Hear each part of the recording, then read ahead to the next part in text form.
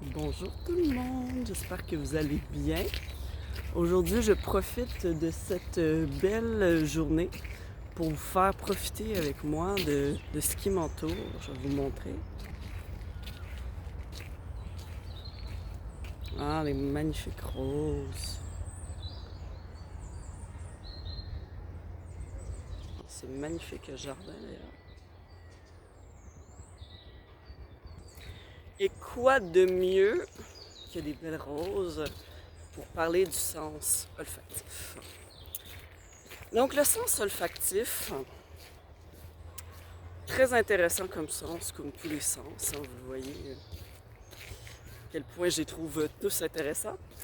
Euh, le sens olfactif à la base, c'est un sens de survie.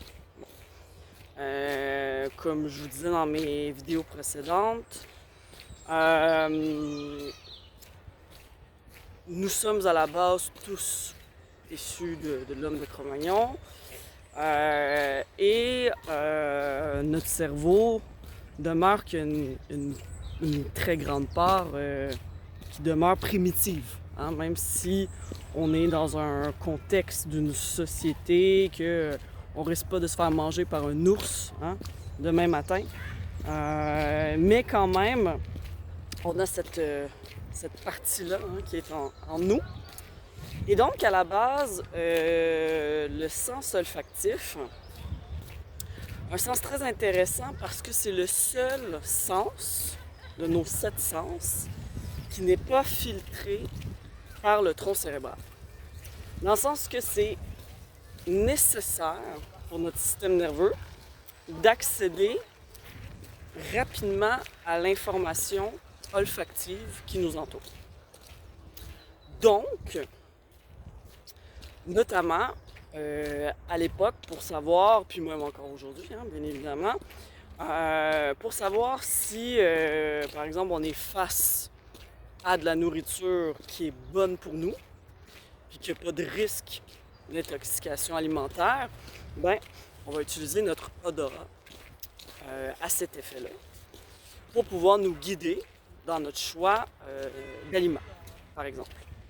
Donc, il y a quelque chose qui est très, très, très primitif pour assurer notre survie, hein, relié au sens olfactif.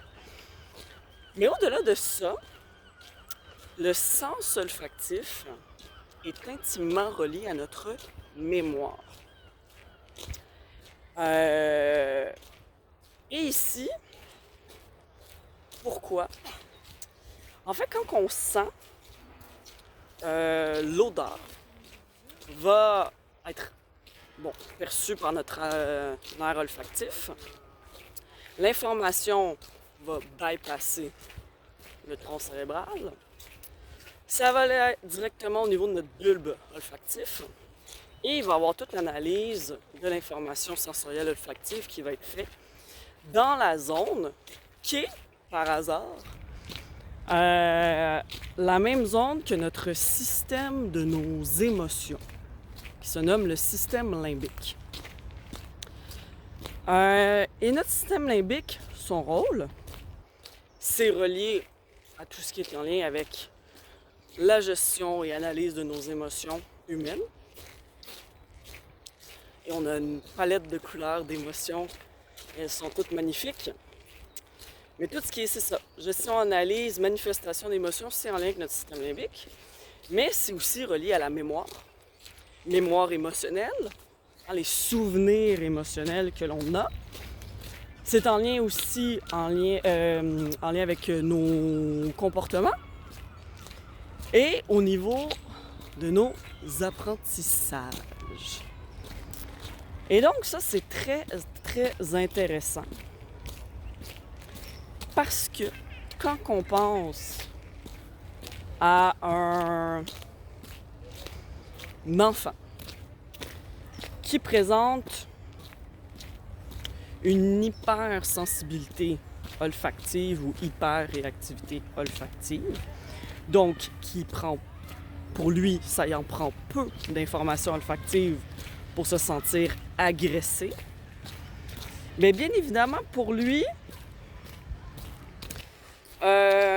comme tout ce que je viens de vous dire, hein, l'olfaction est reliée directement à la mémoire, tout ce qui est apprentissage, etc. Ben, s'il est dans un local, par exemple, ou une classe, qui a été nettoyé, par exemple, qui est nettoyé à tous les jours avec des produits ménagers assez puissants, assez forts, que, par exemple, je sais pas moi, les éducatrices ou enseignantes portent des parfums assez puissants ou du fixatif à cheveux. Et que le repas qui est servi à tous les enfants, par exemple dans les garderies ou des trucs comme ça, c'est le même habituellement pour tous, comporte des odeurs qui peuvent être très très très fortes. Mais pour lui, selon sa perception, non, parce que c'est pas un caprice, selon sa perception, l'analyse qui est faite rendue au niveau du cerveau, comme quoi ça serait une information agressante pour son système nerveux, bien évidemment, ça va avoir des répercussions sur sa mémoire en lien avec les apprentissages qui vont être faits, hein, cette journée-là. Et sur l'assimilation, l'acquisition des apprentissages. Parce que quand notre cerveau ou notre système nerveux plutôt est en stress, bien évidemment,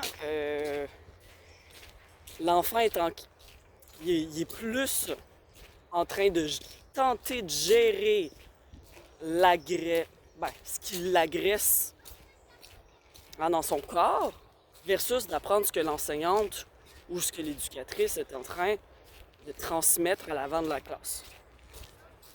Donc, très, très intéressant de connaître cet aspect-là au niveau du sens olfactif. C'est pour ça qu'on recommande souvent en ergothérapie, puis moi, je recommandais même quand je travaillais en adulte, hein, mes patients en santé mentale, en santé physique aussi, mais dans le sens que c'est important de maintenir la santé de notre sens olfactif.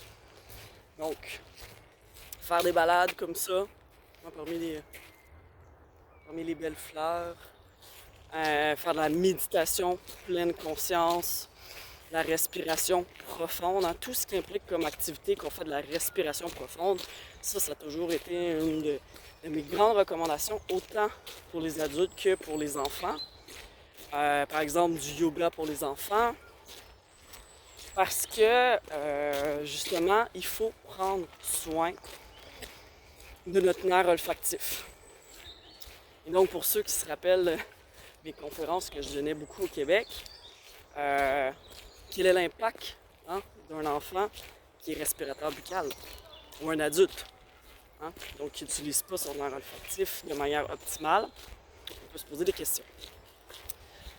Et évidemment, il faut agir là-dessus, parce que ça a des impacts au niveau fonctionnel. Donc voilà. Et ce qui était très intéressant aussi avec le sens olfactif, comme je vous dis, c'est lié à la mémoire. Quand on parle par exemple de la maladie d'Alzheimer, la démence, mais dans les signes précurseurs en fait de la maladie, on va voir que la personne va faire des petits oublis, par-ci par-là, de rendez-vous au début, va oublier de noter des trucs dans son agenda. Au début, ça sera pas hyper significatif, mais quand même, on va dire, c'était pas tellement ton genre d'oublier un rendez-vous, d'oublier des petits trucs comme ça. Mais bon, ça fait partie des signes précurseurs de la maladie. Mais ce qu'on va voir aussi comme signe précurseur dans cette maladie-là, c'est un amoindrissement, une diminution du sens olfactif. Donc, on va voir que la personne va moins sentir les bonnes odeurs comme les mauvaises odeurs, va moins, donc, goûter d'une certaine manière, parce qu'on sait que le sens olfactif est très, très relié au sens gustatif, qu'on va voir prochainement, dans une prochaine capsule. Et donc, oui, Donc pour vous dire vraiment à quel point notre sens olfactif est intimement relié avec notre mémoire. Et donc c'est très très très intéressant. Puis notre mémoire émotionnelle, hein. Par exemple, si je vous dis, bon, vous rentrez dans un endroit puis ça sent les biscuits au chocolat que votre grand-mère vous faisait quand vous étiez tout petit, ben oui, ça va vous ramener directement au moment de ce souvenir-là. Et comme il n'y a pas de filtre, ben ça va être direct en fait. Vous allez vraiment vous ramener dans cette mémoire émotionnelle-là, ce souvenir émotionnel. Au même type que si vous sentez une odeur, puis par exemple c'est une odeur de parfum d'une personne que, bon, ça n'a pas été facile, la relation avec cette dite personne-là, ben ça va vous ramener dans ce souvenir mauvais, hein, d'une certaine manière, émotionnel. Donc autant bon que mauvais. Donc voilà mes chers, ça ressemble à ça pour aujourd'hui. Hein? Petite capsule sur le sens olfactif dans ce magnifique parc. Donc on respire bien, on respire profondément et puis voilà. C'est juste bon pour nos émotions, notre mémoire et nos apprentissages. Donc voilà, merci beaucoup et à bientôt!